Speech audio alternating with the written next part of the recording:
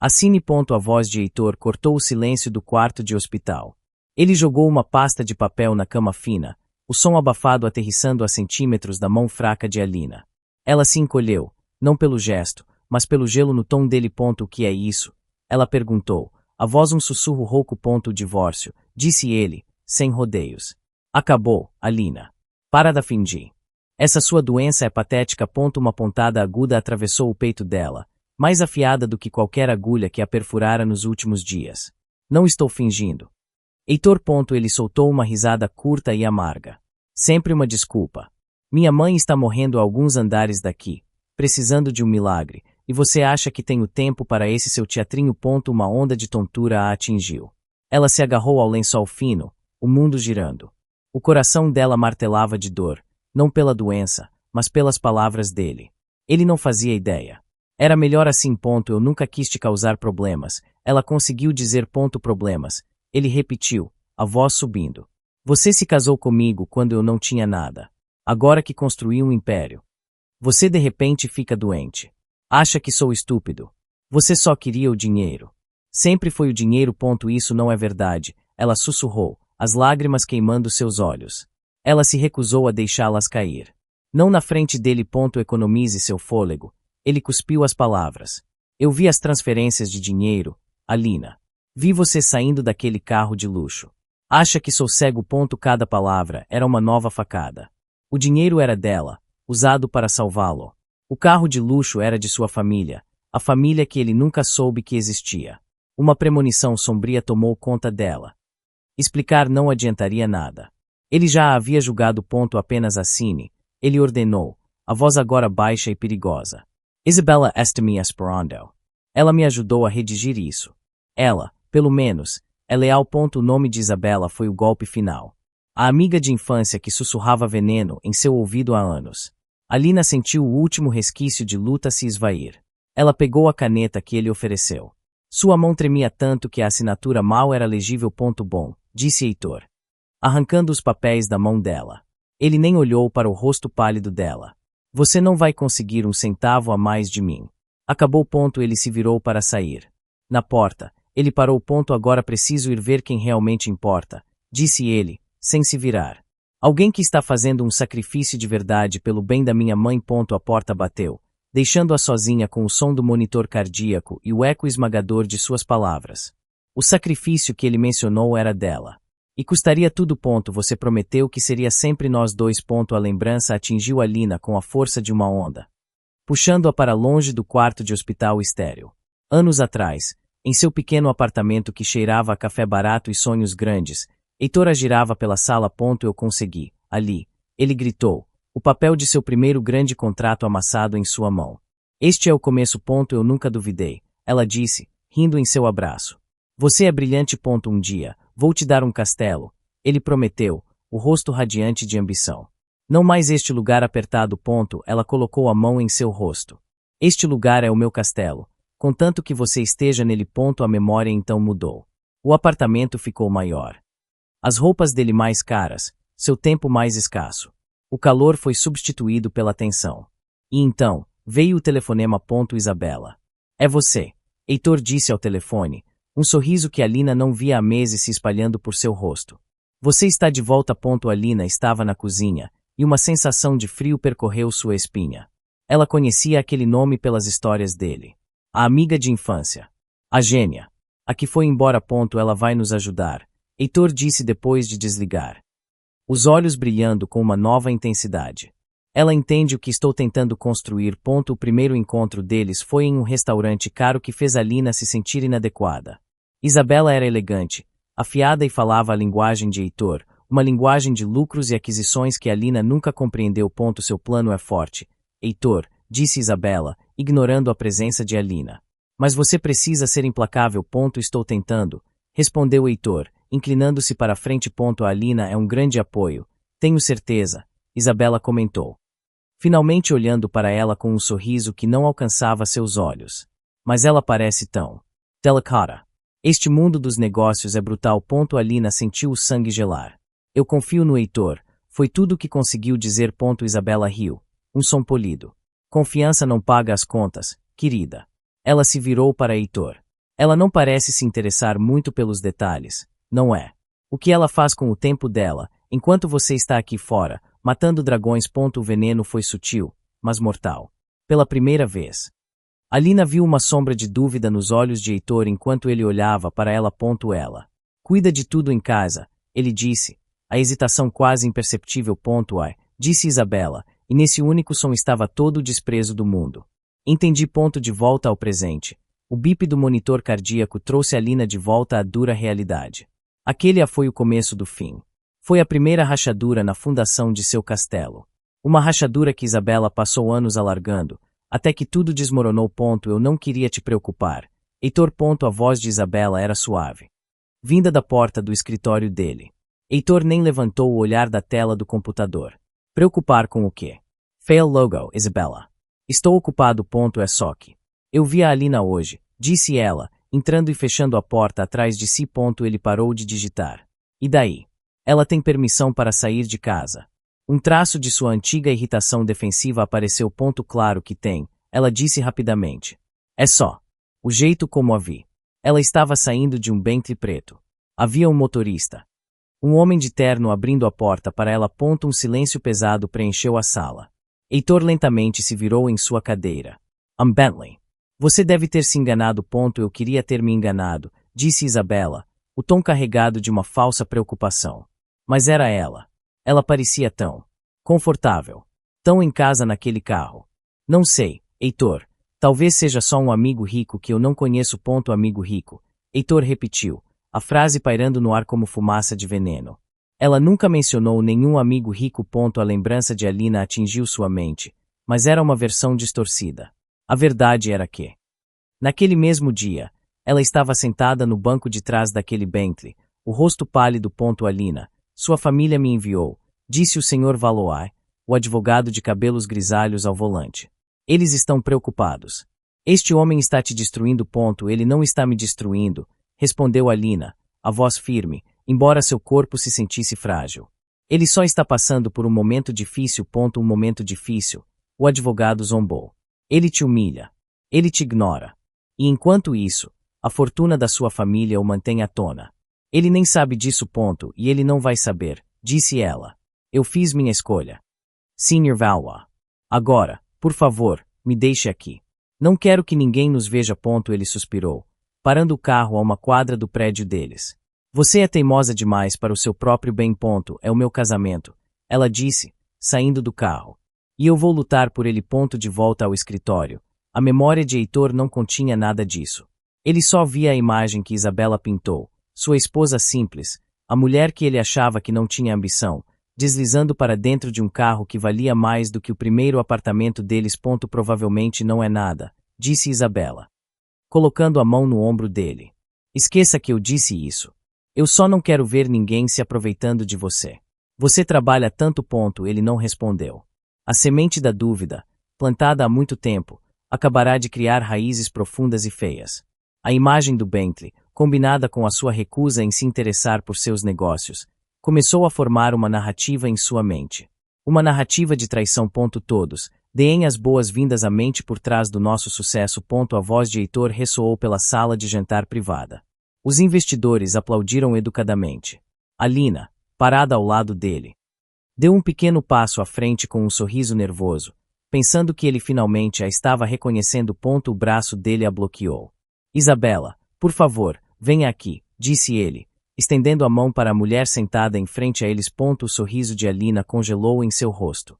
Uma onda de choque e humilhação a percorreu enquanto Isabela se levantava, aceitando a mão de Heitor e juntando-se a ele no centro das atenções. O quarto inteiro parecia encolher, e os olhos dos investidores, antes curiosos, agora estavam cheios de pena. Ou pior, de zombaria. Isabela tem sido minha parceira estratégica. Continuou Heitor, sua mão repousando possessivamente na cintura de Isabela. Sua visão moldou cada grande movimento que fizemos. Você é gentil demais, Heitor, disse Isabela com uma modéstia ensaiada. Eu apenas ofereci algumas sugestões. Um investidor, o Sr. Shen, olhou para Alina. E a senhora Leal? Que papel ela desempenha em sua empresa? Heitor. O silêncio esticou-se por um momento agonizante. Heitor olhou para Alina como se a visse pela primeira vez naquela noite. Alina, ele disse. O tom casual cortando mais fundo do que qualquer grito. Ela garante que eu tenha uma camisa passada para reuniões como esta. Um papel vital. É claro. Risadas abafadas percorreram a mesa. O rosto de Alina queimou. Ela sentiu como se tivesse sido despida na frente de todos. Ela queria fugir, desaparecer. Em vez disso, ela ergueu o queixo, uma máscara de compostura se fixando em seu rosto. Alguém precisa cuidar dos detalhes domésticos para que os gênios possam trabalhar, disse ela. A voz surpreendentemente firme. Isabela deu a ela um sorriso condescendente. Exatamente. É um trabalho de equipe, de certa forma. Mais tarde naquela noite, enquanto a sobremesa era servida, Isabela acidentalmente derramou um copo de vinho tinto no vestido de um investidor importante. Oh, meu Deus, eu sinto muito, exclamou ela, parecendo genuinamente angustiada. Heitor se virou para Alina, a irritação estampada em seu rosto. Alina, pegue alguns guardanapos. Cuide disso. Ele não pediu. Ele ordenou. Na frente de todos, ele a rebaixou a uma serviçal, com os olhos de todos sobre ela. Alina se levantou, foi até o bar e voltou com um pano úmido. Ela se ajoelhou e começou a limpar a mancha do terno caro, evitando o olhar de pena do homem. Ela sentia o olhar de Isabela em suas costas, triunfante. E o de Heitor, frio e distante. Naquele momento, ajoelhada no chão de um restaurante caro, Alina entendeu. Ele não a via mais como sua esposa. Ele a via como um fardo. Uma decepção. Eu não posso, em sã consciência, aprovar este procedimento. O Dr. Martins olhou para Alina por cima dos óculos. Seus exames espalhados pela mesa entre eles. Seus exames de sangue são preocupantes. Você está anêmica, Alina. Gravement. Seu corpo já está sob estresse. Alina se inclinou para a frente em seu assento. Mas você disse que eu era compatível. Compatibilidade não é o único fator, disse o médico, o tom sério. Doar medula óssea é exigente. Para um corpo saudável, é um processo de recuperação. Para o seu, pode ser um colapso. O risco de complicações é inaceitavelmente alto. Eu preciso fazer isso, disse ela, a voz baixa, mas inabalável. O médico suspirou. Tirando os óculos. Por quê? A mãe de Heitor tem outras opções. Existem outros doadores na lista nacional. Pode levar tempo, mas não é uma sentença de morte. O que você está se propondo a fazer, no entanto. É a mãe dele. Alina o interrompeu. É a única família que ele tem. E eu devo isso a eles. Você não deve sua vida a ninguém, respondeu o Dr. Martins. A frustração evidente em sua voz. Você entende o que estou dizendo? Não estou falando de um risco de infecção. Estou falando de falência de órgãos. Estou falando que você pode não acordar. Um silêncio tenso preencheu o consultório. Alina olhou para as próprias mãos, entrelaçadas em seu colo. Ela pensou na noite anterior, na humilhação, no rosto frio de Heitor. Esta era a única coisa que ela podia lhe dar. Um presente que ele nunca saberia que veio dela. Um ato final de amor, mesmo que ele a odiasse. Eu entendo os riscos, disse ela. Finalmente levantando o olhar para encontrar o do médico. E eu os aceito. O Dr. Martins a encarou por um longo momento, procurando por qualquer sinal de hesitação. Ele não encontrou nenhum. Ele viu apenas uma determinação sombria e resoluta. Isso é uma loucura, ele murmurou, mais para si mesmo do que para ela. Por favor, doutor, ela implorou suavemente. Eu não tenho mais nada para oferecer a ele. Deixe-me fazer isso. Ele se recostou na cadeira, derrotado pela teimosia dela. Farei os arranjos, disse ele com relutância. Mas você precisa de avaliações rigorosas. E precisa cuidar de si mesma. Sem estresse. Descanse. Sua vida depende disso. Alina assentiu, um peso sendo retirado de seus ombros, substituído por outro, mais pesado. Obrigada. Ela se levantou para sair. Doutor, ela acrescentou na porta. Ele não pode saber que sou eu. Ninguém pode. Tem que ser anônimo. O médico apenas balançou a cabeça, observando-a sair. Ele sentiu que acabará de assinar uma sentença de morte. O que é isso? Alina. Heitor estava parado na porta do quarto deles. O rosto uma máscara de fúria contida. Ele segurava um tablet. A tela brilhava com um extrato bancário. Alina, sentada na cama, sentiu o sangue fugir de seu rosto. Onde você achou isso? Ela perguntou, a voz fraca. No seu e-mail. Estava aberto no computador, ele disse, a voz cortante. Não mude de assunto. $500 mil. Transferidos para sua conta pessoal hoje. Quanto você roubou antes que eu percebesse? Uma onda de náusea a atingiu. Era o dinheiro do fundo fiduciário dela. O dinheiro que ela planejava injetar secretamente na empresa dele. Que estava à beira do colapso. Eu não roubei, ela disse, a voz um fio. Esse dinheiro é para nós. Para nós, ele zombou, dando um passo para dentro do quarto. Ou para o seu amante do Bentley. É por isso que você precisa de tanto dinheiro. Para fugir com ele. A memória da conversa dela com o Sr. Valoa na semana anterior ecoou em sua mente. A empresa dele está à beira do colapso, disse o advogado ao telefone, o tom grave. Os credores estão circulando. Ele não vai sobreviver ao próximo trimestre sem uma injeção de capital. Então transfira o dinheiro, disse Alina. Sem hesitar. $500 mil anonymamente. De um investidor offshore. Ele não merece isso, Alina, protestou Valoa. Depois de como ele te trata. Não estou fazendo isso por ele, ela o interrompeu. Estou fazendo isso pelo sonho que ele tinha. O sonho pelo qual me apaixonei. Agora, de frente para o homem cujo sonho ela estava tentando salvar, ela viu apenas ódio. Isso é para salvar a empresa. Ela tentou, desesperada. Ela está com problemas. Ele riu. Um som feio e cruel. Salvar a empresa. Eu fechei o maior negócio da minha carreira ontem. Estamos mais fortes do que nunca. Você mente tão facilmente. Ele não sabia. O grande negócio era uma fachada, uma jogada de risco que o deixaria exposto se falhasse. O dinheiro dela era a rede de segurança que ele nem sabia que precisava. Eu não estou mentindo, Heitor, ela implorou, as lágrimas finalmente escorrendo por seu rosto. Chega, ele gritou, jogando o tablet na cama. Ele aterrissou perigosamente perto dela. Você é uma ladra e uma mentirosa. Eu te queria fora da minha casa. Agora. Eu quero você fora da minha vida. Ele se virou e saiu, batendo a porta com tanta força que um quadro na parede tremeu. Alina ficou ali, tremendo incontrolavelmente. A prova da sua lealdade havia se tornado a prova da sua traição. E, na porta, Isabela, que tinha ouvido tudo, sorriu. Ela viu sua oportunidade para o golpe final. Heitor, me ajude. O grito agudo de Isabela veio do topo da escada.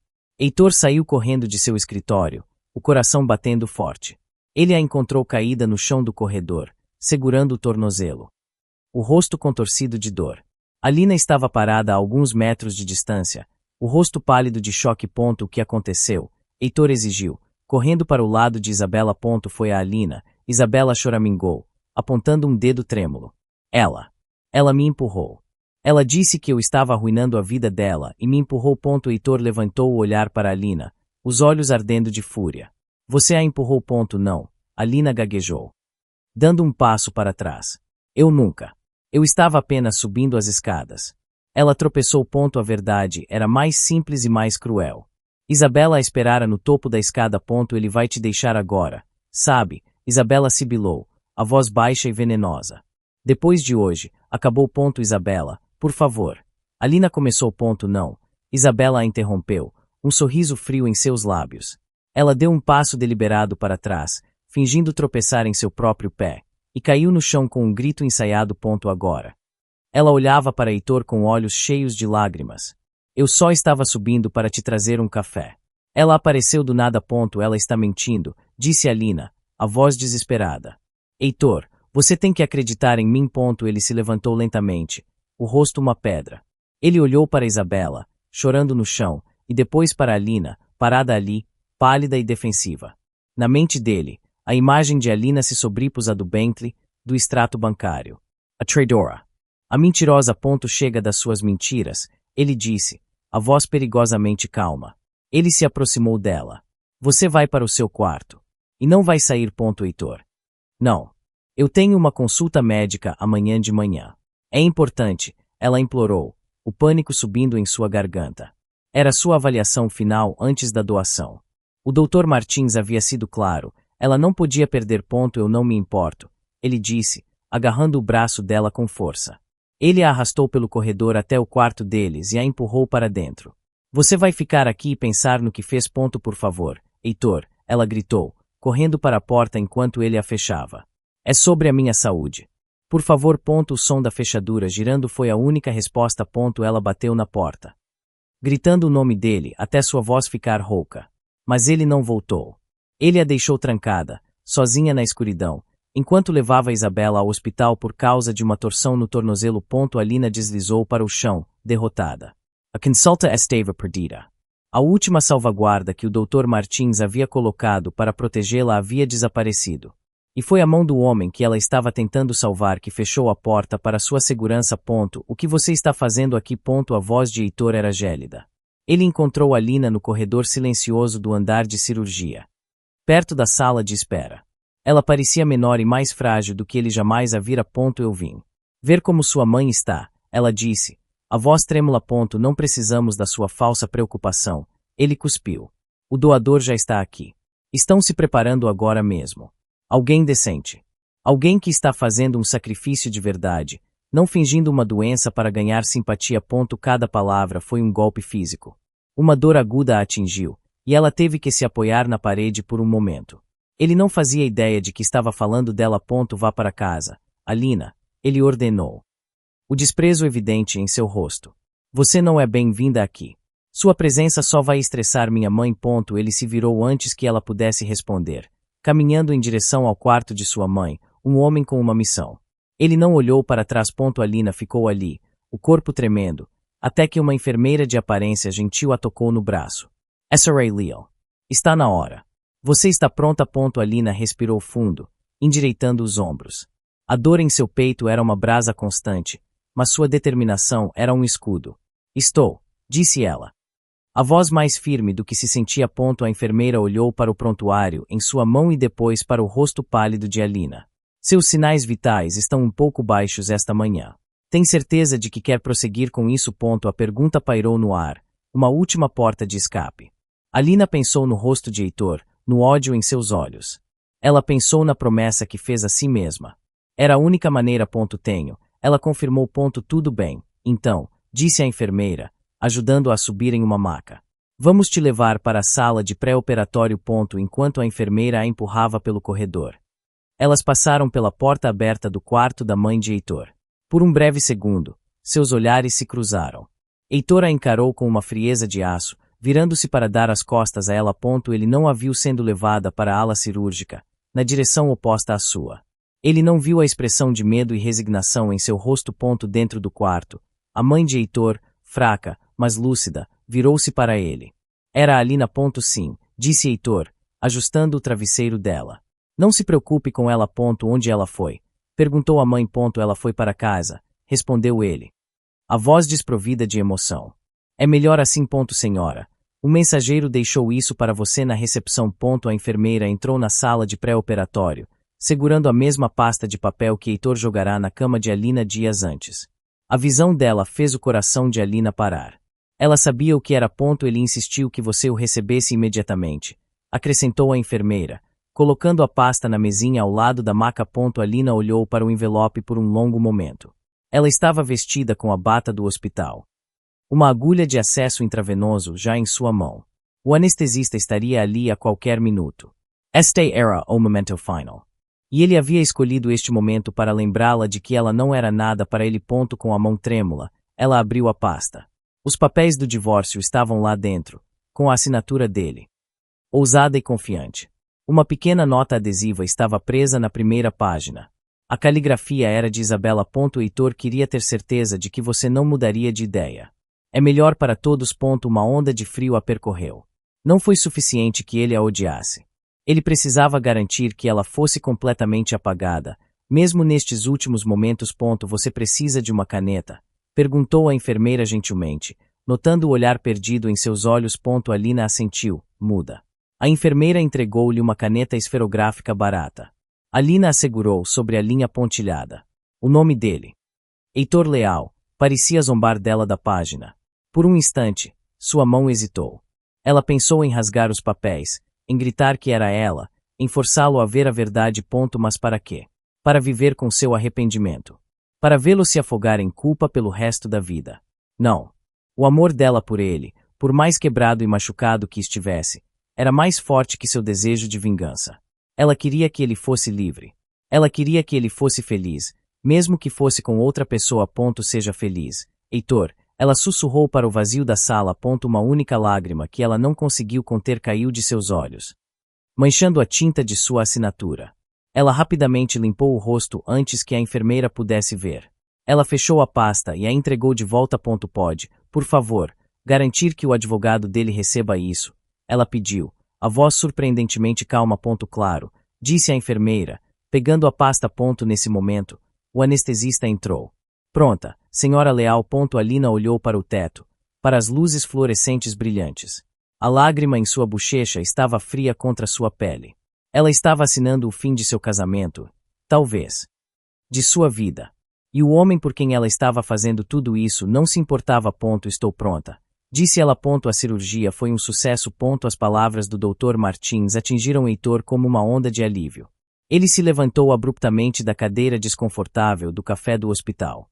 Isabela se levantou ao lado dele, a mão dela em seu braço. Ela está bem? Heitor perguntou, a voz rouca. Minha mãe. Ela está na recuperação, disse o médico, parecendo exausto. O transplante correu perfeitamente. A medula óssea foi aceita sem problemas. Agora é esperar e ver. O doador, disse Heitor. A gratidão inundando-o. Posso agradecê-lo? Quero conhecê-lo. O Dr. Martins evitou seu olhar. O doador fez um pedido estrito de anonimato.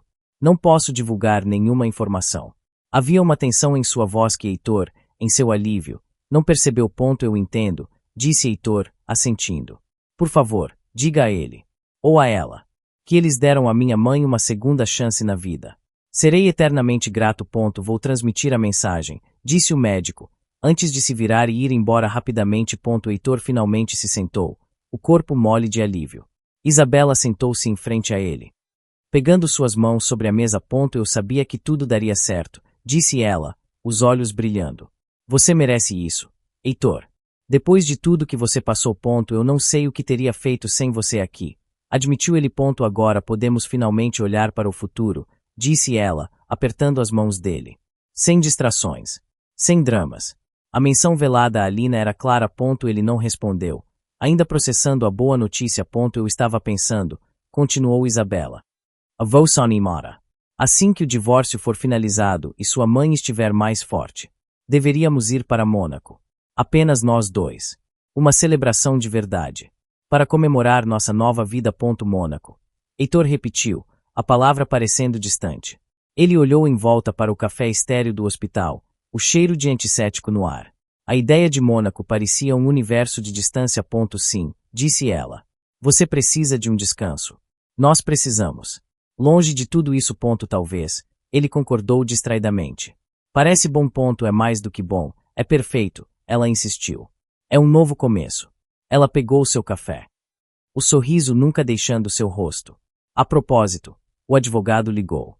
Ele recebeu os papéis assinados de Alina. Está tudo resolvido. Heitor assentiu lentamente. Um capítulo de sua vida estava oficialmente encerrado. Ele se sentia vazio. Mas o alívio por sua mãe era maior. Bom, disse ele. Agora é só sobre nós. Senhor Leal, um momento. Por favor. A voz séria do Dr. Martins parou Heitor e Isabela no corredor. Eles tinham acabado de sair do quarto da mãe de Heitor, e o alívio ainda estava fresco no rosto dele. Doutor, disse Heitor, o tom ansioso. Aconteceu alguma coisa com a minha mãe? Não. Ela está estável, respondeu o médico. Sua expressão, no entanto, era sombria. É sobre o doador. Houve algumas complicações inesperadas. Isabela apertou o braço de Heitor. Complicações. Que tipo de complicações? O procedimento foi mais difícil para o corpo do doador do que prevíamos, explicou o Dr. Martins, escolhendo as palavras com cuidado. Sua condição de saúde pré-existente era mais frágil do que os exames iniciais sugeriam. Ele está em estado crítico. A primeira preocupação de Heitor foi puramente egoísta. Isso afeta o transplante. A medula óssea ainda é boa. O médico fez uma pausa. Uma centelha de algo que parecia desaprovação em seus olhos. A doação em si foi bem sucedida. Sua mãe recebeu o que precisava. O problema é inteiramente com a saúde do doador agora. Heitor soltou um suspiro de alívio, a tensão em seus ombros se dissipando. Ele mal registrou o resto das palavras do médico. O perigo para sua mãe havia passado. Isso era tudo o que importava. Bem, isso é lamentável, disse ele, o tom casual e desinteressado. Mas eles sabiam dos riscos, imagino. É um procedimento voluntário. Os riscos foram explicados, disse o Dr. Martins. A voz tensa. Mas a situação atual é grave. Você não pode se culpar por isso. Heitor, interveio Isabela, puxando-o suavemente para longe. O doador é um estranho. Um herói, claro, mas um estranho. Sua mãe é sua família. É nela que você precisa se concentrar. Ela está certa, concordou Heitor, já se virando para ir embora. Obrigado pela atualização, doutor. Mantenha-nos informados sobre minha mãe. Ele nem perguntou se o doador sobreviveria. Ele não perguntou a idade, o sexo, nada. Para ele, o doador era uma função, uma ferramenta que havia servido ao seu propósito. Agora, estava quebrada. Uma pena, mas não era problema dele. O Dr. Martins ficou parado no corredor, observando-os se afastarem. Heitor já falando com Isabela sobre onde jantariam. O médico sentiu uma onda de raiva impotente. Ele estava preso pela confidencialidade, incapaz de gritar a verdade na cara daquele homem. Incapaz de dizer a ele que o estranho que ele estava descartando tão facilmente era a mulher cuja vida ele havia acabado de destruir. Um bip agudo e contínuo perfurou o silêncio da sala de recuperação. Alina estava flutuando em uma névoa de dor e exaustão. O som era distante, como um alarme de carro na rua. Um frio estranho estava se espalhando por seus membros, uma sensação de peso que a puxava para baixo, para o fundo do colchão. Ela estava cansada. Tão cansada de lutar. A porta da sala se abriu com um estrondo. Passos apressados correram em sua direção.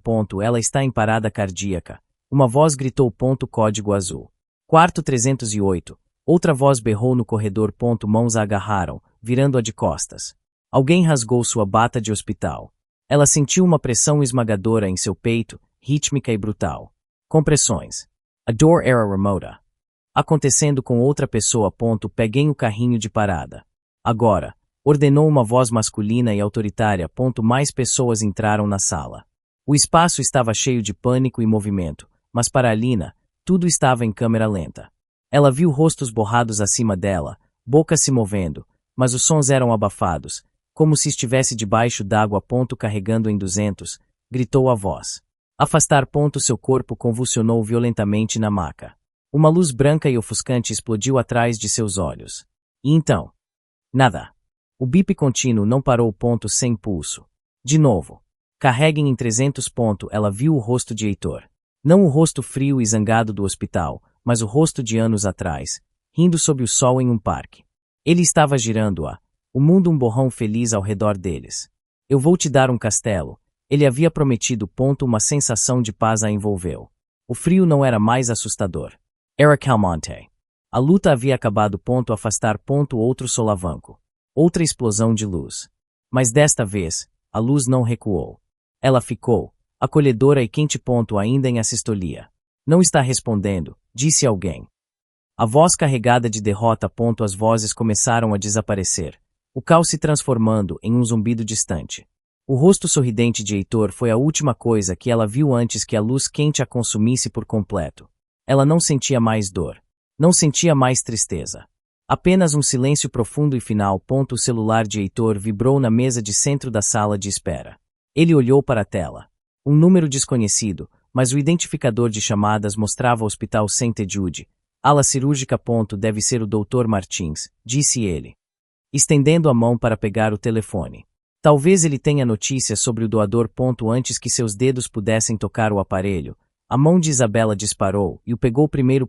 O que você está fazendo? Ele perguntou. Surpreso. Ela olhou para a tela, depois para ele, um sorriso tranquilizador no rosto. Heitor Pear. Você está obcecado com isso. É provavelmente um número errado ou alguém da administração. Você precisa relaxar. Sua mãe está segura. Com um movimento rápido do polegar, ela recusou a chamada e deslizou para a esquerda, apagando-a do registro. Isabela, ele disse. A irritação em sua voz. Pode ter sido importante. O que poderia ser mais importante do que comemorar? Ela rebateu, levantando-se e puxando-o pela mão. Eu pedi um carro. Vamos sair daqui. Vamos jantar em algum lugar agradável. Vamos brindar ao futuro. Mas e se eles ligarem de volta?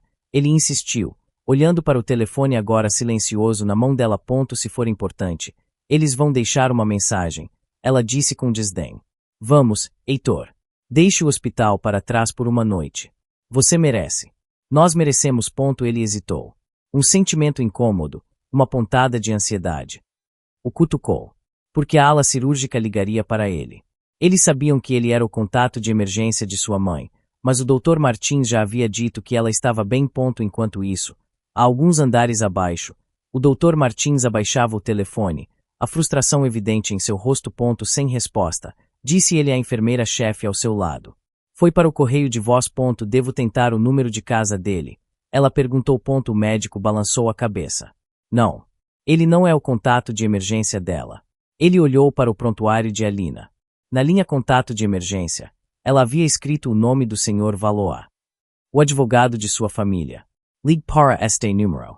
Pelo menos alguém que se importava com ela deve saber. Ele olhou através do vidro para a sala onde o corpo de Alina estava coberto por um lençol branco. A equipe havia trabalhado nela por 37 minutos. De volta ao saguão, Isabela finalmente convenceu Heitor. Ele guardou o telefone no bolso. A chamada perdida já esquecida. Você está certa, disse ele, forçando um sorriso. Vamos sair daqui. Enquanto saíam pelas portas de vidro do hospital para a noite fria, o carro que Isabela havia chamado parou na calçada.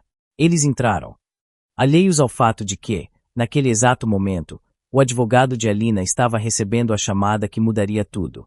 E Heitor, o homem que mais precisava saber, estava sendo levado para uma celebração, envolto em uma escuridão que ele mesmo ajudou a criar. Senhor Leal, aqui é o Dr. Martins. Peço desculpas por ligar tão tarde. Você precisa voltar ao hospital imediatamente. A voz no telefone era urgente, desprovida de qualquer formalidade. Eram 3 da manhã. Heitor estava na cozinha de sua casa escura, o gosto amargo de vinho caro na boca. Doutor. O que aconteceu? É a minha mãe. O pânico gelado o agarrou. Sua mãe está bem, disse o médico rapidamente. Não é sobre ela. É sobre sua esposa. Por favor, venha o mais rápido que puder. Encontre-me no 3º andar, ala de recuperação. A menção a Alina o confundiu. Minha ex-esposa. O que ela tem a ver com isso? Pensei que ela tivesse ido para casa. Houve uma pausa do outro lado da linha, carregada de algo que Heitor não conseguiu identificar. Apenas venha, Sr. Leal. Agora. A chamada terminou.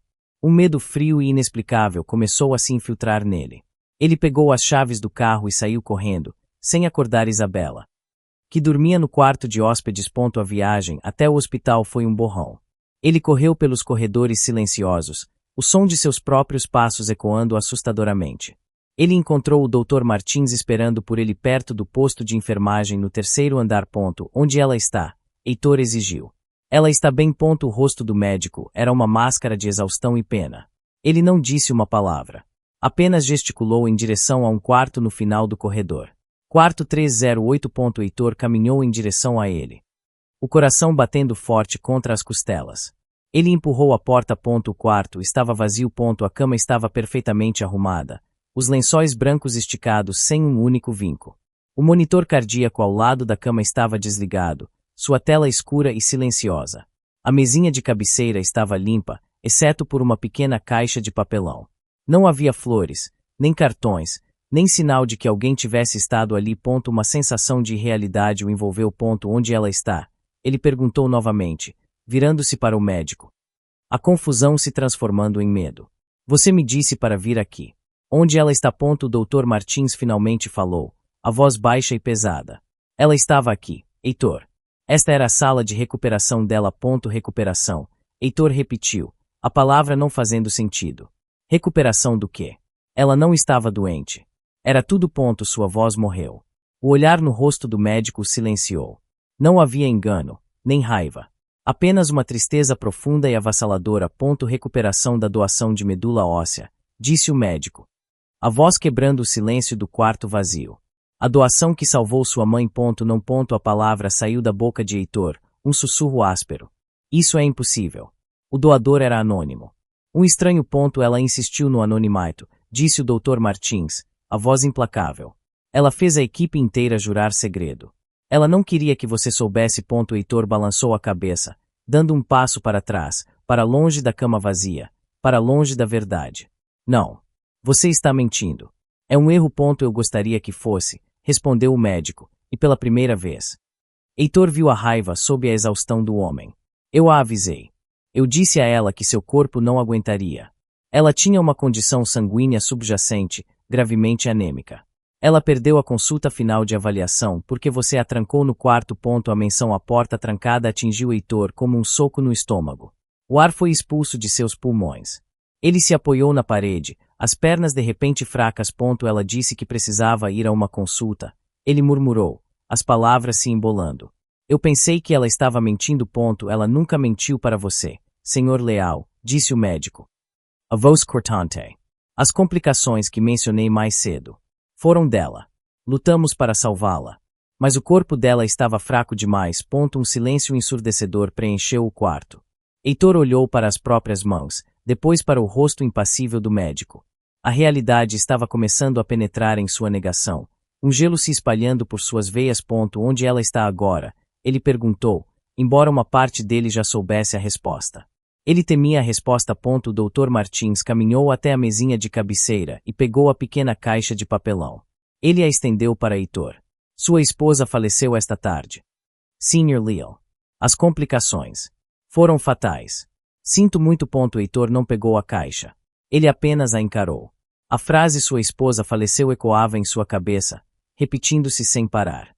Não fazia sentido. Ele a vira horas atrás. Ele gritara com ela. Jogará o divórcio nela. O doador da medula óssea de sua mãe era ela, continuou o médico, martelando o último prego no caixão de seu mundo. O sacrifício a matou. Foi nesse momento que o chão desapareceu. A força deixou suas pernas e ele deslizou pela parede até o chão frio de linóleo. A sala girava. O som em seus ouvidos era como o rugido do oceano. Alina. A interesseira. A mentirosa. A mulher que ele desprezou. Ela o salvara. Ela salvara sua mãe. E ele a matara. Ele olhou para a caixa nas mãos do médico. Os pertences dela. Tudo o que restava dela no mundo. E a culpa, uma onda negra e sufocante. O engoliu por inteiro. Heitor não sabia há quanto tempo estava sentado no chão. O Dr. Martins havia partido em algum momento, deixando a caixa de papelão no chão ao lado dele. O hospital estava começando a despertar, os sons suaves do turno da manhã infiltrando-se no silêncio do quarto. Finalmente, com um esforço que parecia monumental, ele estendeu a mão trêmula e puxou a caixa para si. Era leve. Assustadoramente leve para conter tudo o que restava de uma vida. Ele abriu as abas. Dentro. Havia muito pouco. Um anel de casamento simples. O que ele havia colocado em seu dedo anos atrás. Uma única presilha de cabelo. E, por baixo de tudo, um caderno fino de capa mole. Um diário. Do tipo que se compra em qualquer papelaria por alguns trocados. Ele o pegou. A capa estava gasta nas bordas, sinal de que havia sido manuseado muitas vezes. Ele o abriu na primeira página. A caligrafia era de Alina, elegante e familiar. A data era de 5 anos atrás, o dia do casamento deles. 12 de junho.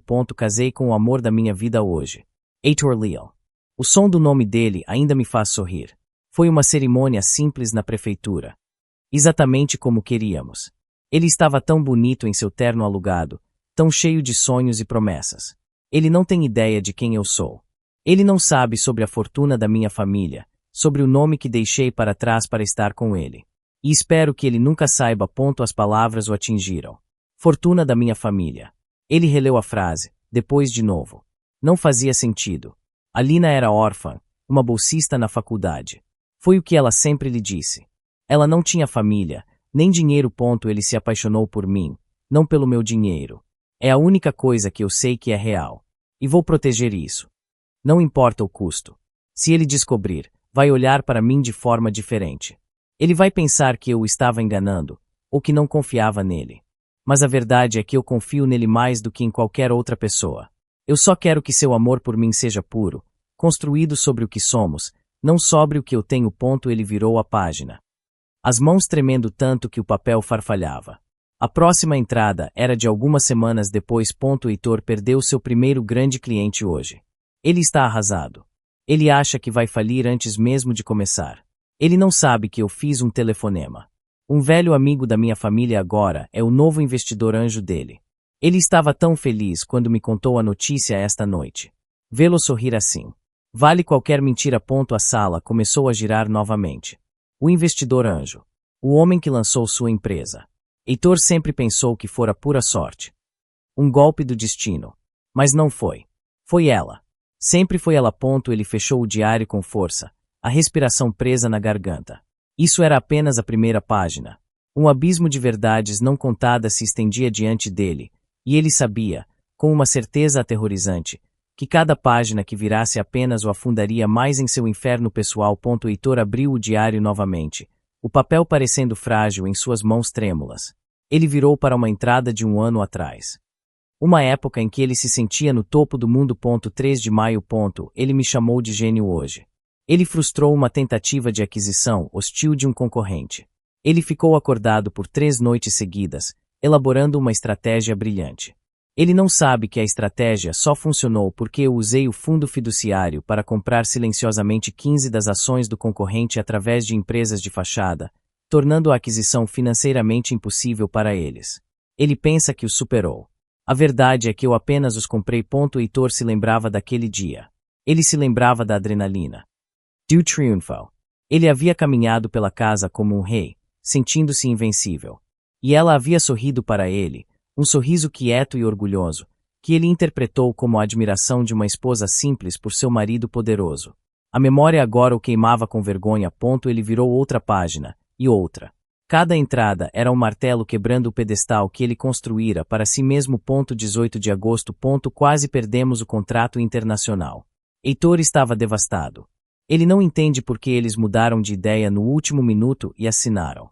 Eu entendo. Pedi um favor ao meu tio, que por acaso joga golfe com o CEO deles. Heitor acha que foi sua apresentação apaixonada que os conquistou. Deixei que ele acreditasse nisso. Ele precisa disso. Ele precisa disso. A frase dela ecoava em sua mente. Ela não estava roubando sua glória. Ela estava protegendo seu ego. Cada vitória que ele celebrava, cada brinde que fazia ao seu próprio brilhantismo, era uma mentira que ela o permitia viver. Ele continuou virando. O movimento mecânico. Seus olhos caíram sobre uma entrada de apenas 2 semanas atrás. 22 de outubro. A empresa está em apuros. Pior do que ele imagina. O novo acordo vai salvá-lo, mas o fluxo de caixa está esgotado. Ele não sobreviverá até o fechamento. O Sr. Valois me aconselhou a não intervir desta vez. A deixá-lo enfrentar as consequências. Mas não posso. Não posso vê-lo perder tudo. Transferi $500.000 para minha conta pessoal. Vou injetá-lo anonimamente através de uma holding na próxima semana. Um soluço seco e rasgado escapou de sua garganta. Os $500.000. A prova de sua traição. A razão pela qual ele a chamou de ladra. Era para ele. Tudo era para ele. O diário caiu de suas mãos no chão. Ele sentiu o gosto de cinzas na boca. Ele não era um titã da indústria construído por si mesmo. Ele era um homem mantido por um amor que ele desprezava. O império que ele chamava de seu era, na verdade, dela. Construído em segredo, financiado por um sacrifício silencioso. O homem que ele pensava ser, o gênio, o rei. Era uma fraude. Com as mãos dormentes, Heitor pegou o diário do chão. A imagem do Bentley preto, vívida e acusadora, queimava em sua mente. Ele a havia confrontado sobre isso, gritado com ela. E ela não tinha dito nada. Ele folheou as páginas, procurando desesperadamente por uma menção. Ele a encontrou em uma entrada datada de um mês antes da morte dela. 15 de setembro. O Sr. Valois veio me ver hoje. Ele usou o carro da empresa. Aquele Bentley chamativo. Eu odeio quando ele faz isso. Atrai o tipo errado de atenção. Ele estava furioso. Ele descobriu sobre minha saúde, sobre a anemia. Ele me implorou para contar a verdade a Heitor, para deixar tudo para trás e voltar para casa para receber tratamento adequado. Sr. Valois. O nome era vagamente familiar. Um advogado de renome, especializado em gestão de patrimônio de famílias antigas. Ele nunca o havia conectado a Alina. A memória de Isabela dizendo, ela parecia tão confortável, voltou para assombrá-lo. Confortável. Ela devia estar aterrorizada. A entrada continuava. Eu disse a ele que não. Heitor não pode saber. Ele me veria como fraca, como um fardo. E ele descobriria sobre o dinheiro. Seria o fim de tudo. O Sr. Valois não entende. Ele só vê o homem que me maltrata. Ele não vê o homem pelo qual me apaixonei. O homem que ainda está lá, em algum lugar sob todo aquele orgulho e ambição. Ele me deixou a uma quadra de casa, como pedi. Você está se matando por ele, Alina, foi a última coisa que ele disse. Ele não merece isso. Talvez não mereça. Mas isso não muda o que sinto. Heitor deixou o diário cair no colo. O ar no quarto parecia espesso e pesado. Difícil de respirar. Cada acusação que ele lançou contra ela, cada suspeita que Isabela plantou, estava sendo desmantelada, página por página, revelando não a traição dela, mas a sua própria crueldade cega. O homem no Bentley não era um amante. Ele era um guardião, um protetor, tentando salvá-la de si mesma. E de Heitor. Ele pensou na expressão de Alina quando ele a confrontou sobre o carro. Ela não parecia culpada. Ela parecia triste, ferida. E agora ele entendia por quê. Ele a acusou da única coisa que ela mais se esforçou para evitar. Ser definida por sua riqueza. Ele havia pego seu maior sacrifício e o torcido em uma arma para usá-la contra ela. Uma onda de náusea o dominou. Ele se curvou, a dor em seu peito tão física que parecia que seu coração estava sendo arrancado. Ele não havia apenas interpretado mal os fatos. Ele havia interpretado mal a alma dela. Heitor dirigiu como um autômato até o antigo prédio de Alina. O porteiro o reconheceu e entregou-lhe a chave reserva que Alina insistiu em deixar, para emergências. A ironia era sufocante, dado o apartamento era pequeno. Simples e impecavelmente limpo. Era o oposto da casa fria e moderna em que viviam. Este lugar parecia um lar. Mas não foi o calor que o chocou. Foi o que estava na pequena mesa da sala.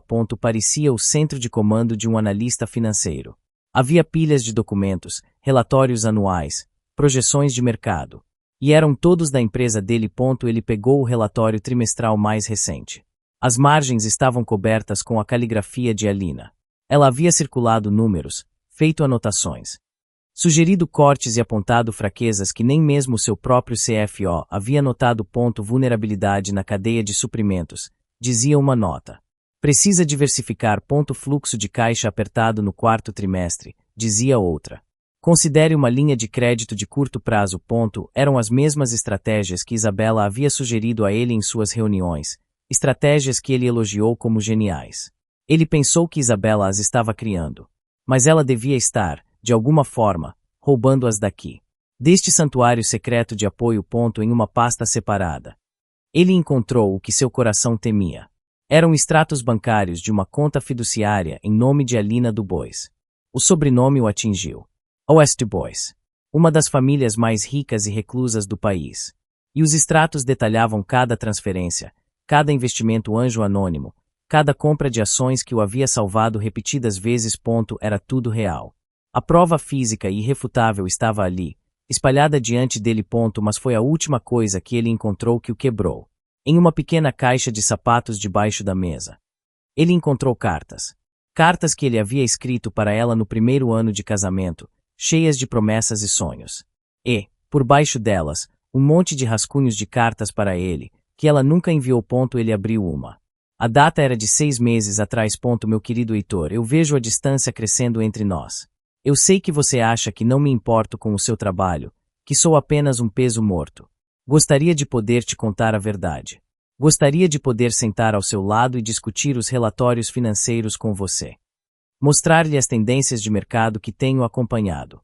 Mas se eu fizesse isso, você descobriria tudo. E eu tenho tanto medo de que, se você descobrir que não precisava de mim, você perceberá que também não me ama mais. Ele deixou a carta cair. Ela não escondeu a verdade por falta de confiança. Ela a escondeu por medo. Medo de que seu amor estivesse tão entrelaçado com sua luta que, sem a luta, o amor desapareceria.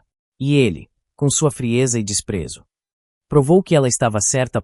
Heitor encontrou a enfermeira no mesmo andar onde tudo aconteceu. Era a mulher gentil que havia dado a Alina a caneta para assinar os papéis do divórcio. Quando ela ouviu, seu rosto se fechou, a gentileza substituída por uma hostilidade fria. O que você quer? Ela perguntou. A voz cortante. Você sabia? Ele disse, a voz rouca. Você sabia que era ela. A enfermeira cruzou os braços. Nós sabíamos que ela era uma mulher corajosa que estava se sacrificando por alguém que não a merecia. Sim. Nós sabíamos disso. A acusação em suas palavras era inconfundível. Porque ninguém me contou, ele perguntou, o desespero vazando em sua voz.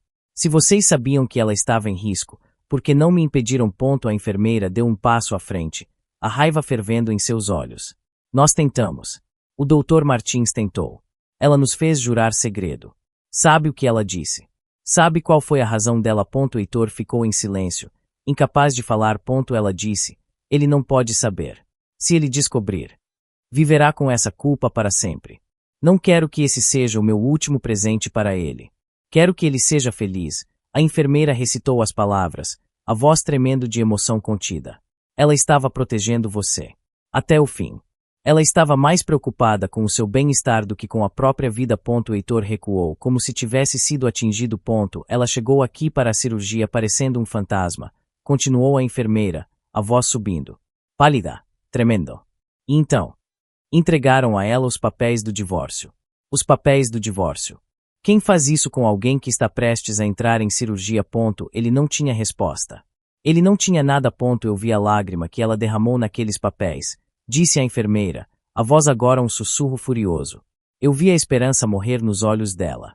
Mas ela ainda assim continuou.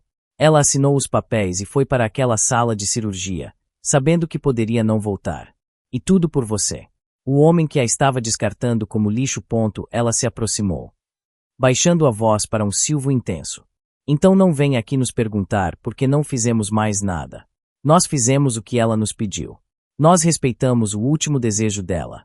A pergunta é, o que você fez? Onde você estava quando a mulher que te deu tudo precisava de você? Ela não esperou por uma resposta. Ela se virou e se afastou, deixando Heitor sozinho no corredor, as palavras dela ecoando em seus ouvidos, cada uma um golpe de martelo em sua alma já estilhaçada. Ele não merecia o perdão dela. Ele merecia essa dor. Heitor estava sentado na escuridão de sua sala de estar. O diário aberto em seu colo. Havia apenas uma última peça que não se encaixava, a queda de Isabela. Ele se lembrava da fúria, da certeza absoluta da culpa de Alina. Ele folheou as páginas finais, as entradas ficando mais curtas, a caligrafia mais instável. E então ele a encontrou. A última entrada que ela escreveu. A data era da noite em que ele a trancou no quarto. 29 de outubro. Isabela me confrontou hoje. Ela disse que eu estava no caminho dela.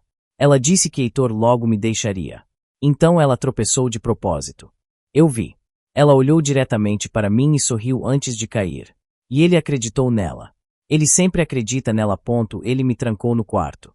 Eu gritei que tinha uma consulta médica. A avaliação final antes da cirurgia. O Dr. Martins disse que era crucial. Ele não se importou. Ele apenas trancou a porta. O som da fechadura girando. Foi o som do meu coração se partindo pela última vez. Talvez seja melhor assim. O médico provavelmente não me deixaria prosseguir. Ele diria que sou muito fraca. Mas a mãe de Heitor precisa dessa chance. Se eu perder a cirurgia de amanhã, eles encontrarão outro doador, mas pode levar meses. Meses que ela pode não ter. Esta é a minha única maneira de consertar as coisas. De mostrar a ele, de uma forma que ele nunca saberá. Que meu amor era real. Mesmo que ele me odeie no final. Uma clareza terrível e gelada tomou conta de Heitor. A conexão se formou em sua mente, tão nítida e fatal quanto a lâmina de uma guilhotina. A consulta perdida. A avaliação que poderia tê-la salvado. O ato que ele cometeu por raiva, baseado em uma mentira de Isabela, não foi apenas cruel. Foi o que a matou. Ele não apenas trancou a porta de um quarto. Ele trancou a porta para a sobrevivência dela. Se ele a tivesse ouvido. Se ele tivesse tido um pingo de dúvida sobre Isabela. Uma grama de fé em Alina. Ela estaria viva. A dor que ele sentia se transformou em algo diferente. Algo mais frio, mais afiado. Fúria. Uma raiva silenciosa e avassaladora dirigida não apenas a si mesmo, mas à mulher que havia orquestrado tudo isso. A arquiteta de sua ruína. Ele se levantou lentamente. Ele pegou o diário. E, pela primeira vez desde que descobriu a verdade, ele sabia o que tinha que fazer. A dor não ia desaparecer. A culpa seria sua companheira eterna. Mas a justiça. A justiça ele podia entregar. Ele pegou o telefone e discou um número que não usava há muito tempo. O da seu investigador particular. Tenho um trabalho para você, disse ele, a voz desprovida de qualquer emoção. Quero tudo sobre Isabela Matos. Cada mentira. Cada segredo. Não deixe pedra sobre pedra. Heitor, você parece terrível. Você não dorme há dias. Isabela o encontrou em seu escritório. A preocupação em sua voz tão falsa quanto o resto dela. Ele estava parado perto da janela, o diário de Alina na mão. Sente-se. Isabela, disse ele, a voz calma de uma forma que a deixou desconfortável. O que é isso? Ela perguntou, olhando para o diário. O que você está lendo? A verdade. Ele respondeu, virando-se para encará-la. Seus olhos estavam vazios, desprovidos de qualquer calor. Quero ler algo para você. É de Alina. Ele abriu em uma página marcada. Isabela me confrontou hoje. Ela disse que eu estava no caminho dela. Então ela tropeçou de propósito. Eu vi. O rosto de Isabela empalideceu. O que é essa bobagem? São os delírios de uma mulher doente. Você não pode acreditar nisso. Ela não estava delirando, disse Heitor, virando outra página. A empresa está em apuros. Transferi $500.000 para minha conta. Vendida low anonymamente. Mentoress. Isabela se levantou abruptamente. Ela estava roubando de você. Eu te avisei. Ela estava me salvando, ele disse, a voz baixa e perigosa. Assim como ela me salvou daquela aquisição hostil. E daquele contrato internacional. Você se lembra deles, não é, Isabela? Você se lembra de me dar conselhos geniais. O pânico começou a aparecer nos olhos dela. Eu estava te ajudando. Eu vi o potencial naquelas ideias. Você as roubou. Ele a interrompeu. Meu investigador encontrou o spyware que você instalou no computador do apartamento dela. Você roubou as análises dela, as estratégias dela. E as apresentou como suas. Ela recuou, a boca aberta. Heitor, você tem que me ouvir. Não, ele disse, dando um passo à frente, o diário ainda em sua mão como uma arma. Você vai me ouvir. Você a envenenou contra mim. Você mentiu sobre o carro. Você mentiu sobre a queda dela. Aquela queda fez com que eu a trancasse no quarto. Fez com que ela perdesse a única consulta médica que poderia tê-la salvado da cirurgia. Eu não sabia que ela ia morrer. Ela gritou, o verniz de calma finalmente quebrando. Como eu poderia saber? Você não se importava. Ele rugiu. A calma se quebrando em uma fúria crua. Você só queria que ela saísse do caminho. Encurralada. A expressão de Isabela mudou. O medo foi substituído por um desprezo feio e zombeteiro. E daí? E daí se eu fiz tudo isso? Ela era uma tola patética. Ela tinha toda aquela riqueza e poder e escolheu viver como uma empregada, adorando um homem que a desprezava. Ela mereceu o que conseguiu. A confissão dela pairou no ar, mais condenatória do que qualquer prova que ele pudesse ter encontrado. Obrigado, disse Heitor.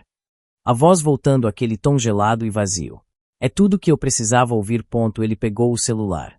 Isabela percebeu tarde demais que ele estava gravando a conversa inteira. O terror voltou ao seu rosto. Heitor, não. Ela começou. Saia, ele ordenou. Saia da minha empresa. Saia da minha vida. Antes que eu faça pior. O conselho não entende por que você está fazendo isso. A voz do advogado de Heitor era tensa ao telefone. Isabela era uma parte valiosa da empresa. Vazar a gravação, junto com as provas de espionagem corporativa, vai manchar a reputação de todos. Eu não me importo com a reputação, disse Heitor, observando a chuva escorrer pela janela de seu escritório. Eu quero que ela seja exposta.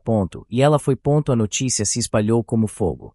Gênia corporativa exposta como fraude e sabotadora. A gravação da confissão de Isabela era a peça central. Suas palavras cruéis sobre Alina ecoando em todos os principais noticiários financeiros.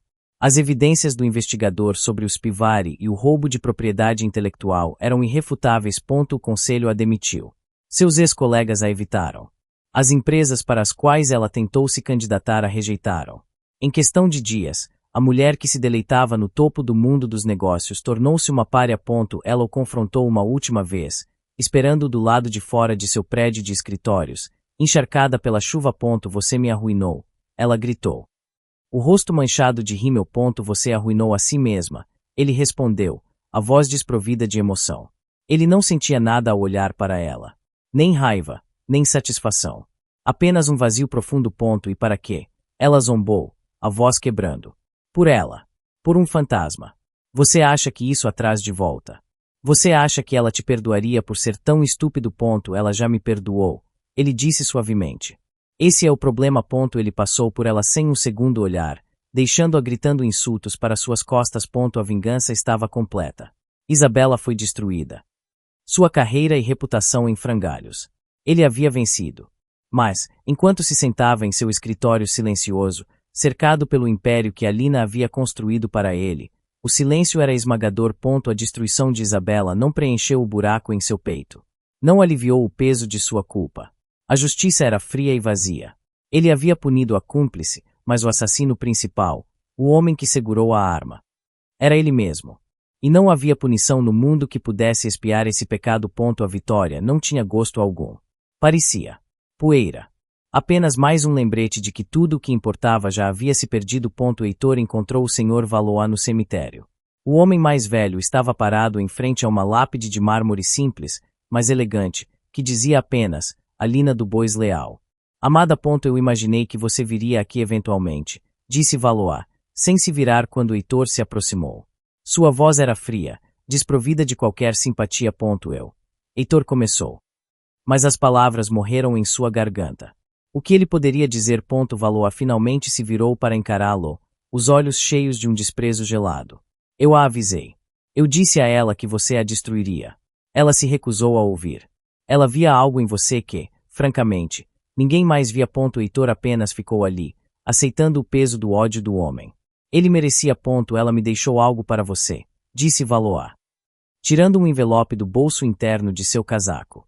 As instruções dela eram para entregar a você somente se você descobrisse a verdade por conta própria.